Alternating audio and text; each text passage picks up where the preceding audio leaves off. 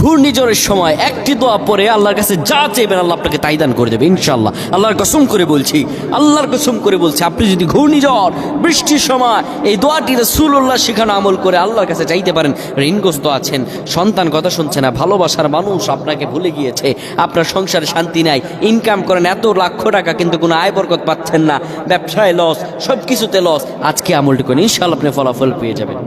নবীজি আমার বলেন, যখন বৃষ্টি আসবে, তীব্র বৃষ্টির সময়ে তোমরা আল্লাহর ইস্তেগফার করো আর হাত ভিজাও পানিতে।